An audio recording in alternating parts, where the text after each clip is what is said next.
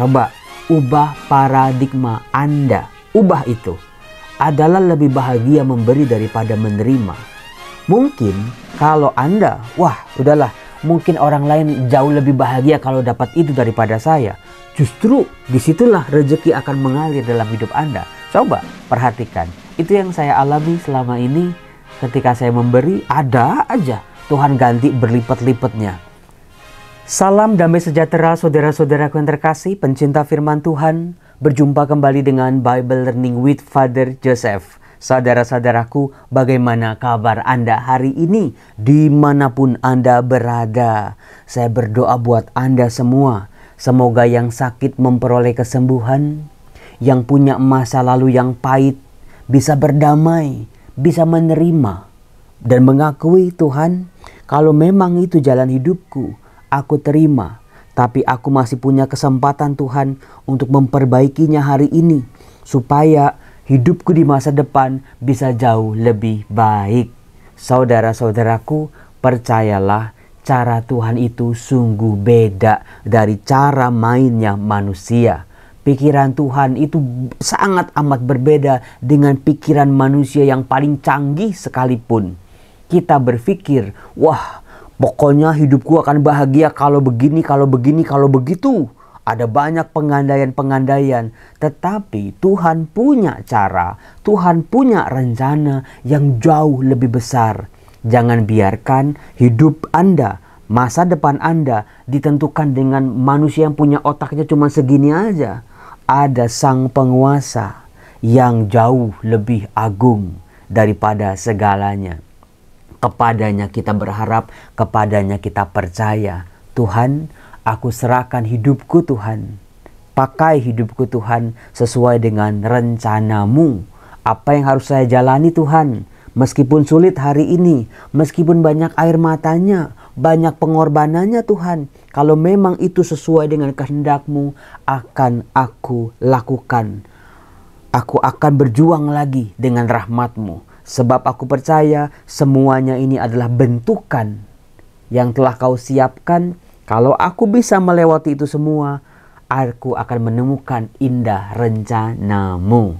Saudara-saudaraku yang terkasih, apakah Anda tahu bacaan-bacaan hari ini itu cakep banget, luar biasa, pakai banget. Ah, lebay Romo Yosef ini. Apaan, orang nanti ujung-ujungnya biasa aja. Sebelum saya bahas ya, Kisah Para Rasul bab 20, Yohanes bab 17, saya mau ngecek siapa yang nonton video Bible Learning cuman buat temen tidur. Ayo, gak jadi ngantuk nih. Saya liatin nih ada bapak-bapak nih nonton video Bible Learning, ya udah di setel aja. Romo, kalau nonton video Bible Learning lebih cepet pulesnya Romo, lebih ngantuknya tuh dapet Romo. Ya nggak apa-apa. Sejauh itu bermanfaat buat Anda merasa mungkin jadi aman gitu ya, merasa nyaman ketika dengar suara saya, daripada saya teriak-teriak Anda jadi nggak bisa tidur. Tapi suara Romo kan adem Romo, ngomongin soal kebaikan, ngomongin soal harapan. Romo, nggak semua orang bisa tidur loh Romo, kekhawatiran, kecemasan. Karena dengar video Bible Learning muncul lagi harapan, kekuatan, makanya cepet pules. Nggak apa-apa, syukur pada Allah. Video Bible Learning ini bisa bantu Anda tidur sekalipun. Romo nggak gitu aja lah Romo. Pokoknya kalau nonton video Bible Learning jadi kuat lagi Romo. Jadi semangat lagi. Jadi adem hati saya Romo. Semua air mata, semua perjuangan, semua pergulatan itu ternyata ada maknanya. Itu kalau kami dengerin video Bible Learning-nya Romo Yosef. Puji Tuhan. Coba ngaku yang nonton video Bible Learning cuma buat tidur doang, ngaku di kolom komen. Kali-kali aja akan saya kasih giveaway. Giveaway-nya apa? Obat tidur kali ya. Baik, saudara-saudaraku.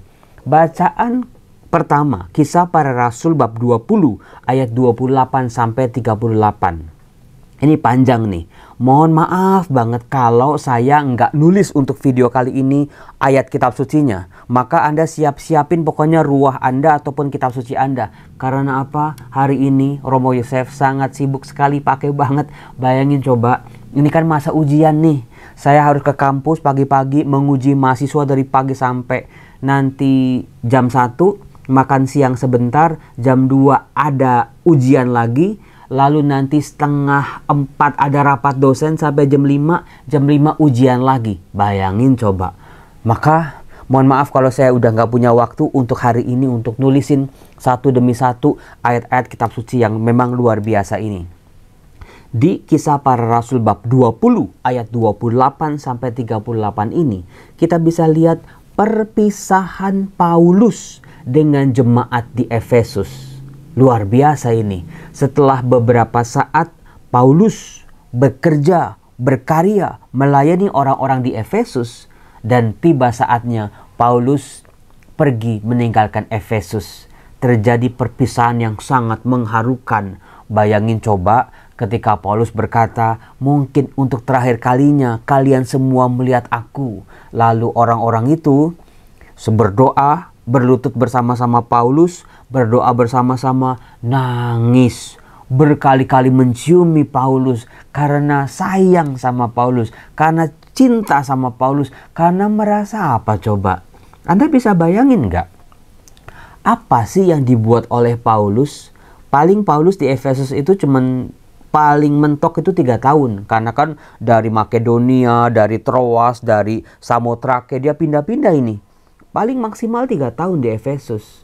Seorang romo paroki lah, atau seorang gembala, atau pribadi yang istimewa gitu ya. Sampai ketika perpisahan, tuh tangis-tangisan sampai bercium-ciuman, ciuman kasih. Sedemikian sedihnya mereka menangis bersama-sama. Apa sih yang dibuat oleh Paulus di Efesus ini? Dan juga di tempat-tempat lain tentunya. Saudara-saudaraku yang terkasih, waktu perpisahannya, Paulus mempercayakan jemaat di Efesus kepada para penatua-penatua yang sudah dibangun oleh Paulus, dipilih oleh Paulus dengan terang firman Tuhan, dipilih beberapa penatua-penatua jemaat, dipercayakan kepada mereka karya pelayanan sabda Injil Kerajaan Allah jemaat-jemaat yang sudah dibentuk di Efesus ini. Nah, dikatakan begini, kamu sendiri tahu bahwa dengan tanganku sendiri aku telah bekerja untuk memenuhi keperluanku dan keperluan kawan-kawan seperjalananku. Dalam segala sesuatu telah kuberikan contoh kepada kamu bahwa dengan bekerja demikian kita harus membantu orang-orang yang lemah dan harus mengingat perkataan Tuhan Yesus. Sebab Yesus sendiri telah mengatakan adalah lebih berbahagia memberi daripada menerima. Waduh Romo, memang sih Paulus bukan cuma mewartakan firman, tetapi Paulus hadir untuk jemaat di Efesus. Paulus orangnya paling tidak mau ngerepotin jemaat yang dilayaninya ini. Dikatakan bahkan emas, perak tidak pernah aku harapkan daripadamu, sebab aku memenuhi kebutuhanku dengan bekerja. Buat saya inilah pelayan sabda yang luar biasa. Inilah pribadi yang melayani secara luar biasa. Karena begini, kadang-kadang kalau kita udah merasa berjasa, kita sudah membantu banyak orang, kita sudah banyak berperan, kita secara sadar ataupun tidak sadar kita mengharapkan sesuatu. Betul nggak? Kali-kali aja nih saya dikasih sepatu nih, kali-kali aja saya dikasih amplop nih, kali-kali aja saya dikasih nasi kotak nih. Jangan cuman ucapan terima kasih doang. Kadang-kadang ucapan terima kasih juga enggak kan. Nah, adalah manusiawi kalau seorang pelayan yang sudah menghabiskan waktu, tenaga, materi juga, menyiapkan segala-galanya untuk bentuk pelayanannya, mengharapkan sesuatu. Tapi Paulus tidak. Dia bekerja sebagai tukang tenda, sebagai tukang perahu kadang-kadang, supaya dia tidak membebani jemaat yang dilayaninya. Bahkan secara indah Paulus berpesan, aku telah memberi contoh, memberi sebuah teladan kepada kamu. Seperti yang Tuhan Yesus katakan, adalah lebih berbahagia memberi daripada menerima. Siapa yang kata-kata ini begitu mencerminkan hidupnya? Saya Romo, Meskipun kadang-kadang saya ngarep juga si Romo, kadang-kadang saya pengen lah Romo, kadang-kadang saya ya minta bahkan Romo, adalah lebih bahagia. Mungkin mendapat itu bahagia, tapi Paulus mengatakan, Yesus pernah berkata, adalah lebih berbahagia memberi daripada menerima. Itulah yang saya perjuangkan selama saya jadi imam. Saya lebih bahagia memberi daripada menerima. Bahkan ada beberapa umat saya jengkel sama saya. Baru aja dikasih apa udah hilang aja. Udah dikasih orang. Karena saya merasa adalah lebih bahagia memberi daripada menerima. Anda kasih apa sama saya? Misalnya patung lah, atau kaos, atau baju lah, atau pajangan lah. Kok cuman sebentar doang Romo di mejanya Bible Learning? Udah nggak ada lagi. Yaitu, saya lebih bahagia barang-barang ini mungkin lebih indah di rumah mereka-mereka yang saya kasih ini. Mungkin ada umat-umat saya yang ngarep banget pengen punya ini, pengen punya itu. Mungkin barang ini jauh lebih berharga buat mereka daripada ada di kamar saya. Saudara-saudaraku yang terkasih, disitulah saya menemukan letak kebahagiaan saya. Tapi itu cara saya menghayati jalan hidup. Jadi saya nggak punya kelekatan dengan duit kek, dengan barang kek. Kalau saya dapat uang atau honor seminar misalnya, atau amplop atau stipendium, sama. Pokoknya ya nggak lama lah di kantong saya, nggak lama di dalam tas saya. Karena saya lebih menemukan letak kebahagiaan saya, lebih bahagia memberi daripada menerima. Catat ini baik-baik saudara dan coba lakukan. Karena pasti nih kalau ngomongin giveaway ya, siapa sih Romo yang nggak mau hadiah? Kita kan mau ya Romo. Karena seumur-umur Romo saya belum pernah Romo dapat hadiah. Kayaknya tuh seneng banget kalau dapat hadiah dari Romo Yosef misalnya. Coba ubah paradigma Anda. Ubah itu. Adalah lebih bahagia memberi daripada menerima. Mungkin kalau Anda, udahlah, mungkin orang lain jauh lebih bahagia kalau dapat itu daripada saya. Justru disitulah rezeki akan mengalir dalam hidup Anda. Coba perhatikan. Itu yang saya alami selama ini. Ketika saya memberi, ada aja Tuhan ganti berlipat-lipatnya. Contohnya ya kemarin itu. Contohnya saya sebetulnya kan nggak pernah ngomongin soal duit ya. Cuma waktu itu Anda inget nggak? Gibran yang berdoa. Saya berdoa semoga Romo Yosef kaya gitu loh. Ini anak di rumah teduh. Terus saya bilang, Gibran kaya buat apa? Ya buat membantu kami ini Romo. Terus saya bilang, ya saya nggak mau kaya. Saya nggak butuh kaya. Lebih baik memberi daripada menerima. Doanya si Gibran langsung dikabulin tuh sama Tuhan. Langsung ada yang nyumbang rumah teduh dalam jumlah yang besar. Puji Tuhan. Ada lebih berbahagia memberi. Coba, hidup itu memberi kok.